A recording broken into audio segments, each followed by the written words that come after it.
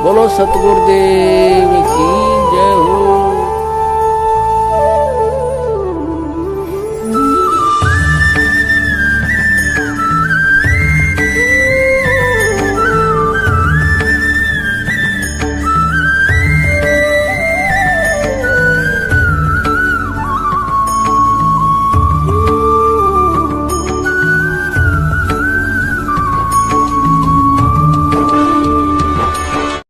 Number 2, 3 समय की आरती।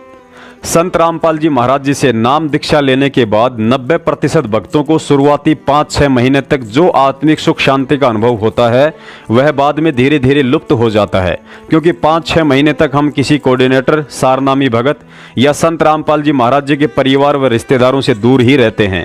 लेकिन हम जैसे ही इन लोगों के संपर्क में आना शुरू कर देते हैं, उसी समय से हम गुरुजी द्वारा बताई गई विधि से भक्ति कम और इन लोगों के मनमाने आचरण के शिकार अधिक होने लग जाते हैं। जब कोई भगत इन कोऑर्डिनेटर, नामदान संचालक या किसी सारनामी भगत के घर पर जाता है और देखता है कि जब उनके घर में आरती चलती है तो कोई चाय बना रहा होता है, तो कोई बाथरूम में बैठा होता है, तो कोई आरती के साथ साथ आपस में बातें भी करते रहते हैं, उस सारनामी परिवार का यह नज़ारा देखकर वह नया नया नाम उपदेशी भगत सोचता है कि मैं तो यूं ही फालतू में सुबह शाम आरती में बैठकर अपना समय बर्बाद करता हूं।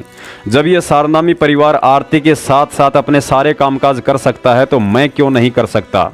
ये लोग तो 10 साल से गुरुजी की शरण में हैं, इनको तो मेरे से अधिक ज्ञान है, ये जो कर रहे हैं वह ठीक ही होगा।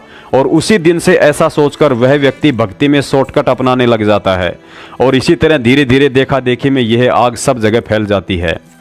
गुरुजी कहते हैं, जिन हरि जैसा सुमरिया ताको तैसा लाभ, ओसा प्यास न भाग ही जब लग दसे न आब। अर्थात उसके बाद उस भगत को वैसा और उतना ही लाभ मिलना शुरू हो जाता है जिस मनमानी विधि से वह अपने से बड़े भक्तों को देखकर उनके जैसी भक्ति करता है। फिर कोई छोटी मोटी परेशानी आने पर अज्ञानता के चलते उसे भक्ति और भगवान में दोष दिखाई देने लग जाते हैं। जब एक व्यक्ति संत रामपाल जी महाराज जी से नाम दीक्षा लेता है तो उसे 3 समय की आरती के लिए एक छोटी सी पुस्तिका दी जाती है जिसे भक्ति बोध के नाम से जाना जाता है। इस भक्ति बोध के पेज नंबर 7 पर प्रार्थना नाम का चैप्टर है। पुण्यात्माओं, विचार करने की बात है, सारी सृष्टि का मालिक समर्थ कबीर साहब सतगुरु रूप में हम 2 कौड़ी के तुच्छ जीवों से प्रार्थना करते हुए कह रहे हैं कि सर्व परमात्मा सतगुरु प्रेमी आत्माओं से प्रार्थना है कि महाराज कबीर साहिब व गरीबदास जी की वाणी से यह नित्य नियम का गुटका आपके लिए छपवाया गया है ताकि शुद्धि पूर्वक नित्य पाठ करके आत्मा का कल्याण कर सकें। बंदी छोड़ कबीर साहिब व गरीबदास जी महाराज की वाणी में यह विशेषता है कि इसके नित्य पाठ से आत्मा में दुष्कर्म त्यागने व भगवान चिंतन की शक्ति आती है। बंदी छोड़ कबीर साहिब व गरीबदास महाराज की वाणी स्वयं सिद्ध है। इसके नित्य पाठ से ज्ञान यज्ञ का लाभ होता है। जिस प्रकार किसी व्यक्ति को सर्प काट ले और वह मूर्छित हो जाए तो गारड़ू सर्प काटने का आध्यात्मिक इलाज करने वाला व्यक्ति कुछ मंत्र पढ़ता है, कुछ समय में वह मूर्छित व्यक्ति होश में आ जाता है तथा जीवित हो जाता है। ठीक इसी प्रकार आत्मा पर दुष्कर्मों का विष चढ़ा हुआ है जिससे आत्मा काम क्रोध मोह वश होकर मूर्छित पड़ी है, जो वाणी का पाठ करने से होश में आ जाती है। फिर परमात्मा का ध्यान, सुमरण, प्रभु गुणगान, गुरु धारण करके काल जाल से मुक्त हो जाती है। कुछ रोग भी वाणी के पाठ से कट जाते हैं। यदि पूर्ण संत से नाम लेकर विश्वास करके नित्य पाठ किए जाएं तो परिवार में सुख, धनवृद्धि व कुछ कार्य सिद्धि भी नाम जाप तथा वाणी के पाठ से होते हैं। क्योंकि यह ज्ञान यज्ञ है, यह निश्चय कर माने। परंतु पूर्ण मुक्ति के लिए पूर्ण गुरु की तलाश करें तथा नाम लेकर गुरु वचन में चलें और अपना जीवन सफल करें। नित्य पाठ का अर्थ यह है कि जो वाणी सतगुरु वचन में लिखा है उस पर अमल करना है, उसी प्रकार अपनी रहनी व करनी करें। पुण्यात्माओं, अब हम सतगुरु आशीर्वाद से इस प्रार्थना के मर्म को समझते हैं कि इसके माध्यम से गुरुजी ने हमें क्या आदेश और शिक्षा दी है। गुरुजी ने प्रार्थना रूप में हम भोली आत्माओं को समझाना चाहा है कि यह नित्य नियम की पुस्तिका आपके नित्य पाठ के लिए छपवाई गई है। पाठ का अर्थ होता है पुस्तक को देखकर पढ़ना। और आप जी नित्य नियम का वीडियो देखेंगे तो पता चलेगा कि स्वयं सतगुरु देव जी भक्ति बोध को हाथ में लेकर पाठ कर रहे हैं। पुण्यात्माओं, सतगुरु देव जी जिन्होंने इस भक्ति बोध की रचना की है उन्हें इसके पाठ करने की कोई आवश्यकता नहीं है, लेकिन उन्होंने हम मूर्खों के लिए एक बहुत बड़ा संकेत दिया है कि जब तक तुम लोग इस विधि से आरती नहीं करोगे तो कैसे तुम्हारी भक्ति सफल हो सकती है। आगे बताया है कि महाराज कबीर साहिब व गरीबदास जी की वाणी स्वयं सिद्ध है। इसके नित्य पाठ करने से परिवार में सुख शांति व कुछ रोग भी स्वतः ही कट जाते हैं।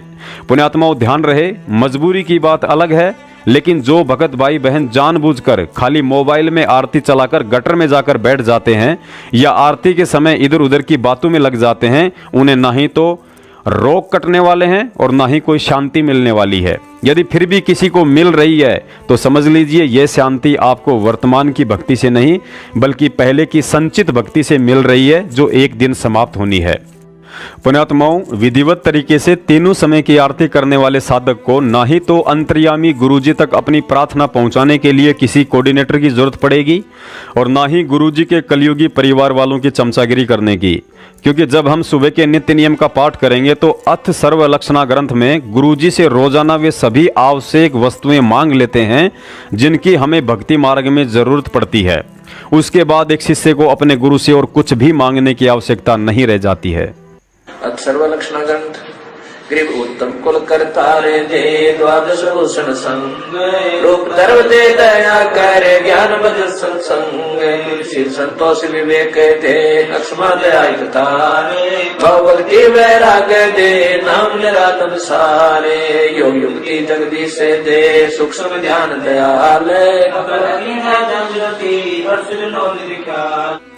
ठीक इसी तरह जब हम संध्या आरती का विधिवत तरीके से पाठ करते हैं तो हम अपनी जाने अनजाने में की गई दैनिक और जन्म जन्मांतरों की सभी गलतियों व पाप कर्मों की रोजाना समायाचना करते हैं। और जब तक हम समायाचना नहीं करेंगे तो हमारे पाप कर्म कैसे हल्के हो सकते हैं। अतः किसी दिन अचानक दुखों का पहाड़ टूटने के कारण गुरुजी के आगे रोने से बेहतर है कि हम रोज संध्या आरती करके उनसे समायाचना मांगते रहें, ताकि किसी दिन अचानक गिरने वाले दुखों के पहाड़ से बचा जा सके।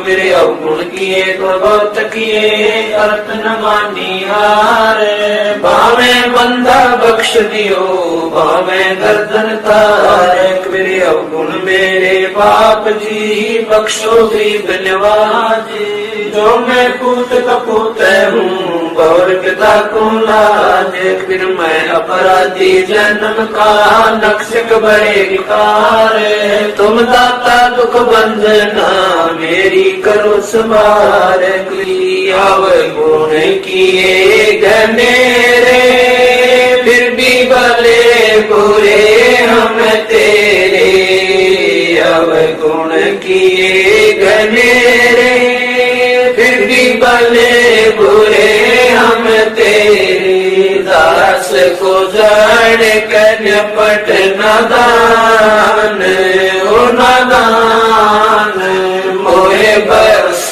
दियो अविनाशी दास को जान कर पट नादान ओ नादान मोहे बरस दियो अविनाशी मेरे गुरु देव भगवान भगवान दियो काट काट की फांस। गुरुजी ने सुबह के नित्य नियम का सही समय सूर्य उदय से 1 घंटा पहले, जिसे ब्रह्म मुहूर्त कहा जाता है, उसे बताया है और अपनी वाणी में भी कहा है कि ब्रह्म मुहूर्त सूरत नगरी सुन सरोवर नाता इस पर भी का पार नहीं तेरे सकल कर्म कट जाता। अर्थात ब्रह्म मुहूर्त में की गई भक्ति अर्थात नित्य नियम या मंत्रों के जाप का विशेष लाभ मिलता है। ब्रह्म मुहूर्त में की गई साधना को सबसे बड़ी पर भी बताया है, जिससे जीव के शीघ्र ही सकल कर्म कट जाते हैं। ब्रह्म मुहूर्त सूरत नगरी सुन सरोवर नाता या पर भी का पार नहीं रे सकल कर्म कट जाता। सुरत नरत मन पवन बंद कर मेरे दंड चढ़ जाता। सहस कमल दल फूल रहे हैं अमी महारस खाता। जहां अलख निरंजन जोगी बैठा जा से रहा न भाता।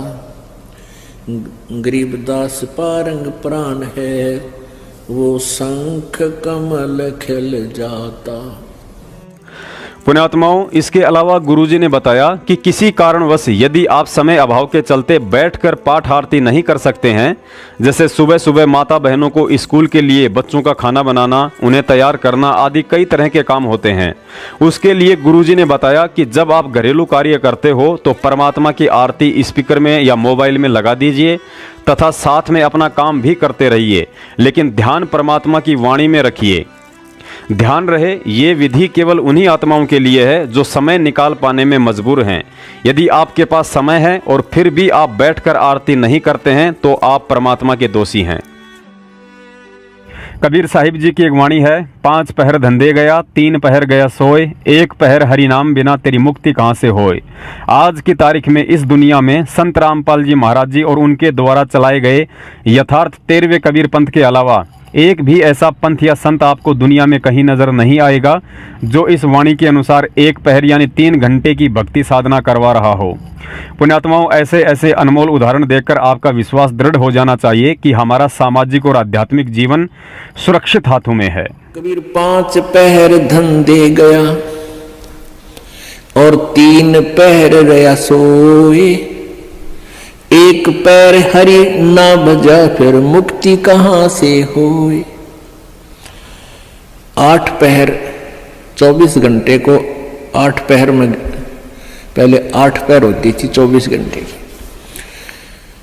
अब परमात्मा कहते हैं तो 1 पैर में 8, 1 पैर में 3 घंटे हो गए। तो परमात्मा कबीर जी ये बताना चाहते हैं कि 3 पैर तन धंधा करया 15 घंटे, 5 पैर तो 3 पैर तो सो गया, यानी 1 दिन रात टोटल पूरा कर दिया। और 1 पैर हरि ना बजा, 3 घंटे भी भगवान को नहीं दिए तूने। 5 पैर धंधे गया, 3 पैर गया सो हुए, 1 पैर हरि ना जप्यो मुक्ति कहां से हुई। यानी टोटल 3 घंटे परमात्मा ने बता दिए कि पूरे 24 घंटे में 3 घंटे आप भगवान के भजन में अवश्य लगाओ। और उनका ये नहीं है कि स्पेशल एक जगह बैठ के लगा लो, बहुत समय होता अपने पास। जैसे आप जी कोई मजदूरी के लिए जाते हो, घर से वहां तक घंटा 1 लगे, मालिक का सिमरण करता जा। बस में बैठकर जा रहे हो कहीं काम, बस वहां भक्ति करें। खेतों में जा रहे हो, खेतों से घर से लेकर वहां तक जो खूब भक्ति करे, अपना मंत्र ने याद रखे। और बहुत से ऐसे कार्य हैं जो काम करते करते भी हम भगवान की भक्ति कर सकते हैं। जैसे खेत में आली हल जोतता है, हमने देखे पहले ही आली में लक्ष्मी चंद की रागनी गाए जाते, हल भी जोड़े जाते। तो वह भगवान की भक्ति भी करे, कभी आरती करने लग जाए, कभी भगवान की वाणी बोलने लग जाए। कोई फिल्मी गाने गावा है, कोई और बकवास सोच रहा है। तो इस प्रकार हमने अपना सुमन में 3 घंटे का समय निकालना चाहिए। जैसे सुबह का नित्यनेम आध पौना घंटा लगता है, 15 मिनट की असुर निकंदन मणि 1 घंटा तो हो गया। आध 35 मिनट की आरती होती है, 1.5 घंटा। बाकी 1.5 घंटा आपका सिमरन भी हो जाए ना, सिमरन आध घंटा मंत्र, 1 घंटे का श्वास का सिमरन। तो इतना भी आप कंटिन्यू कर लोगे तो भी आपका बेड़ा पार हो जाएगा। ये सत्कर्म। पुण्यात्माओं, नाज करो अपने भाग्य पर, जो इस कामिक, क्रोधी और लालची दुनिया की भीड़ में सतगुरु ने हमारा हाथ पकड़ लिया है। सच्चा सत्संग मिल गया है, सच्ची भक्ति और मंत्र मिल गए हैं। कहने का मतलब है कि बिल्ली के भाग का छीका टूट गया है। गुरुजी ने बताया कि इस जीव आत्मा का ऐसा दाव असंख्य कल्प युगों के बाद बड़ी मुश्किल से लगता है। हमारा कलयुग की पिछली पीढ़ी में ऐसे समय में जन्म होना जिस समय परमेश्वर सतगुरु रामपाल जी महाराज सशरीर हों। इस समय की महत्वता को शब्दों में बयान करना किसी के लिए भी बेहद मुश्किल है, क्योंकि उपरोक्त विधि से 3 घंटे की मर्यादित भक्ति करने वाली आत्माओं के लिए यह अंतिम मानव जन्म है। और इस बात को गुरुजी के इस सत्संग से ज्यादा दुनिया में कोई नहीं समझा सकता है। कहते हैं जब भी दाव लग गया उसी समय पीछा छुटवा ले। एक बार एक भगत साधना कर रहा था एक संत पीपल के पेड़ के नीचे बैठ के, और कुछ बहनें जा रही थी। उनसे पूछा, बहनों कहाँ जा रही हो तुम? कहने लगे एक ऋषि के पास जा रहे हैं और वो भूत भविष्य की सारी जानता है। तो उसने कहा कि मेरे बारे में बहनों पूछ के आना, मेरा मोक्ष कितने जन्म में हो जाएगा? अच्छा भाई पूछ के आवेंगे, तेरी भी पता कराएंगे। तो अपनी बातचीत करके उसने उस ऋषि से कहा, जानने वाले से कि जी ऐसे ऐसे एक साधक है, उसकी एक प्रार्थना है, उसका मोक्ष कितने जन्म होगा? तो उस भविष्य वक्ता ने बताया कि जितने पीपल के पेड़ के पत्ते हैं इतने जन्मों में उसका मोक्ष होगा। अब उन बहनों ने सोचा, भाई यदि उसको हमने यह बात बता दी तो उसका तो हार्ट अटैक हो जाएगा, वो तो बेचारा इच्छुक है भगवान की जल्दी मोक्ष हो मेरा। तो उन्होंने सोची उसके दूर से चलते हैं। वो दूर से जाने लगी, यानी 5-4 किले दूर से, यानी 1000 फुट की दूरी से दूसरे रास्ते से जा रही थी। वो भाग्या गया उनके पास, कहने लगे, बहनों मेरे बारे में पूछ कर आए तुम? वो कहने लगी, भाई पूछता है पर बाबा जी तू सहन नहीं कर सकता, अगना बहन बता दो, जो भी बताई है मुझे बता दो। वो कहने लगी, भाई जिस पेड़ के नीचे तू बैठा है ना, पीपल के पेड़ के, यूं बताया कि उसके जितने पत्ते हैं इतने जन्मा में तेरा मोक्ष होगा। वो तो डांस करने लग गया, नाच न बोले बे बुलाओ थारा। तो बोले रे तू हाथ नाच क्यों रहा है, तुम डरोना चाहिए था कि नहीं, कम से कम अंत तक आ गया। अगर इस पीपल के पत्ते जितने हैं इतने दिन में तो होगा, मोक्ष तो होगा मेरा। कहने का भाव यह है, पुण्यात्माओं हमने इतने धक्के खट्टन हो लिए और अब परमात्मा ने यह संतोष दिलाया था उस समय कि अपने बच्चों को रास्ता दूंगा, क्योंकि काल ने ये कहा था, सतयुग में परमात्मा आए थे जो पहली प्रथम बार, उसने वचन ले लिया था कि 3 युगों में, सतयुग त्रेता द्वापर में जीव कम ले जाना और कलयुग में आपकी मर्जी कितना ले जाना। तो परमात्मा ने यह सोचा था कि अब कलयुग में ही इनका मोक्ष करूंगा। तो पुण्यात्मा हमने ये इंतजार करना पड़ा कि शुक्र मनाओ कि आपके असंख्यों जन्म होकर अंत वाला जन्म आ लिया, आखिरी पत्ता आ गया, ये लास्ट पत्ता आ लिया, पीपल वाला नहीं समझ लो। और इनका चूकियो मत ना।